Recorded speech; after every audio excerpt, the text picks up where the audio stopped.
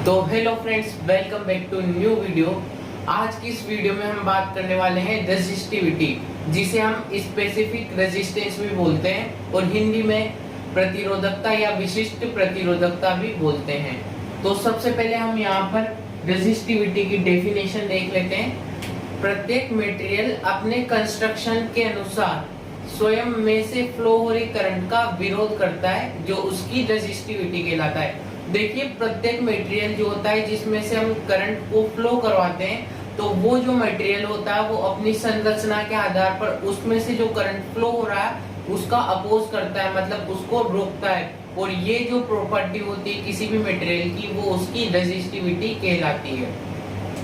अब हम रेजिस्टिविटी का फॉर्मूला देख लेते हैं। देखिए, यहाँ पर जो ऊपर वाला फॉर्मूला मैंने लिखा है ये एक स्टैंडर्ड फॉर्मूला है, और ये जो नीचे वाला फॉर्मूला मैंने लिखा है ये प्रॉपर रेजिस्टिविटी का फॉर्मूला है। तो ऊपर वाला फॉर्मूला हमारा क्या है, R is equal to rho L upon A. लेकिन इसमें से जब हम रेजिस्टिविटी को निकालते हैं तो रेजिस्टिविटी क्या होती है, यहाँ पे rho is equal to R A upon L. अब हम यहाँ पर समझ लेते हैं ये जो हमारा फॉर्मूला है उसमें R, रो, L और A क्या है। देखिए, यहाँ पर R है रेजिस्टेंस ऑफ मटेरियल, रो है रेजिस्टिविटी ऑफ मटेरियल, और L है लेंथ ऑफ मटेरियल, और A है एरिया ऑफ मटेरियल।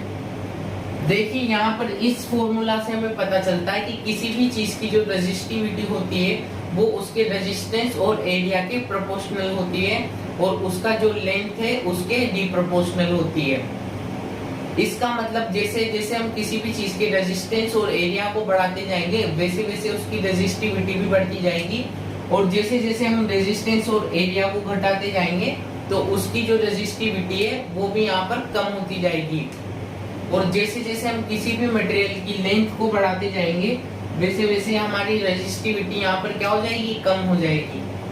अब हम यहाँ पर यूनिट ऑफ रेजिस्टिविटी मतलब प्रतिरोधकता का मात्रक क्या होता है उसके बारे में बात कर लेते हैं। देखिए, प्रतिरोधकता रेजिस्टिविटी का जो हमारे पास फॉर्मूला है वो है यहाँ पर rho is equal to R A upon L.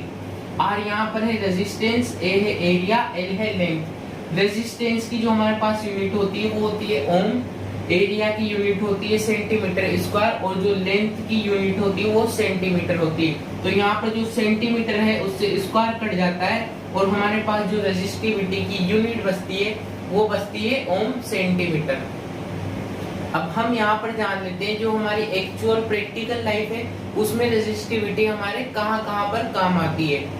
देखिए, according to the formula R is equal to rho L upon A, मतलब जो किसी भी मटेरियल का रेजिस्टेंस है वो यहाँ पर तीन चीजों पर डिपेंड करता है। सबसे पहला R प्रोपोर्शनल टू L, मतलब अगर किसी भी मटेरियल की लेंथ बढ़ेगी तो साथ ही साथ उसका जो रेजिस्टेंस है वो भी बढ़ता जाएगा। और दूसरा R रिप्रोपोर्शनल टू A, मतलब अगर किसी भी मटेरियल का जो एरिया है वो ज्यादा होगा तो उसका जो रेजिस्टेंस है वो यहाँ पर कम होगा। और तीसरा जो हमारे पास फैक्टर है वो है मटेरियल, मतलब मटेरियल कौन सा है ये भी उसका जो रेजिस्टेंस कितना होगा उस पर डिपेंड करता है। जैसे कि कॉपर की जो रेजिस्टिविटी होगी वो कम होगी, अब एल्यूमिनियम की रेजिस्टिविटी कॉपर से क्या होगी, ज्यादा होगी, और जो टंगस्टन की है वो एल्यूमिनियम से ज्यादा होगी। तो यहाँ पर सबसे कम रेजिस्टिविटी किसकी है, कॉपर की, उससे ज्यादा एल्यूमिनियम की, और उससे ज्यादा टंगस्टन की। जब भी हमारे घर में किसी भी इलेक्ट्रिकल इक्विपमेंट जैसे मोटर या पंखे का वायर जल जाता है तो हम क्या बोलते हैं, ये पतला वायर है, यहाँ पर मोटा वायर लगाना होगा, या हम बोलते हैं ये एल्यूमिनियम का वायर है, यहाँ पर हमें कॉपर का वायर लगाना होगा। इसका मतलब क्या हुआ, अगर हम मोटाई को बढ़ाएंगे मतलब पतले वायर की जगह वहां पर मोटा वायर लगाएंगे तो उसकी जो रेजिस्टिविटी कम होगी और उसमें से जो करंट है वो इजीली फ्लो होगा।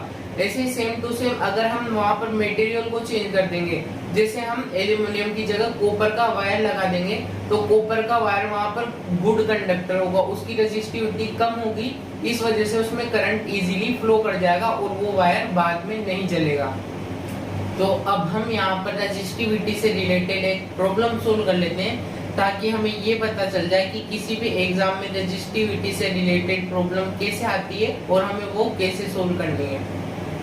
तो यहाँ पर हमारे पास जो क्वेश्चन है वो है 14 मीटर लंबे तथा 0.14 सेंटीमीटर व्यास वाले यूरेका तार का प्रतिरोध 2.5 ओम है तो उसकी रेजिस्टिविटी ज्ञात करो। यहाँ पर हमें क्वेश्चन में तीन चीजें दे रखी है। सबसे पहले लेंथ 14 मीटर, दूसरा रेजिस्टेंस 2.5 ओम और तीसरा व्यास 0.14 सेंटीमीटर। सबसे पहले हमें जो लेंथ यहाँ पर मीटर में दे रखी है उसको सेंटीमीटर में कन्वर्ट करना है। अगर हम 14 मीटर को सेंटीमीटर में कन्वर्ट करेंगे तो यहाँ पर हमारे पास आएगा 1400 सेंटीमीटर। अब हम लगाएंगे formula rho is equal to R A upon L. R की जगह हमने अभी आर ही लिखा है और एल की जगह एल ही लिखा है क्योंकि यहाँ पर हमारे पास है एरिया। देखिए हमें यहाँ पर यूरेका तार का जो है डायामीटर मतलब व्यास दे रखा है और जो तार होता है वो सिलेंड्रिकल शेप का होता है और सिलेंडर का जो एरिया होता है वो होता है पाई आर स्क्वायर। तो हमने जो एरिया का जो फॉर्मूला है वो यहाँ पर इनपुट कर दिया है।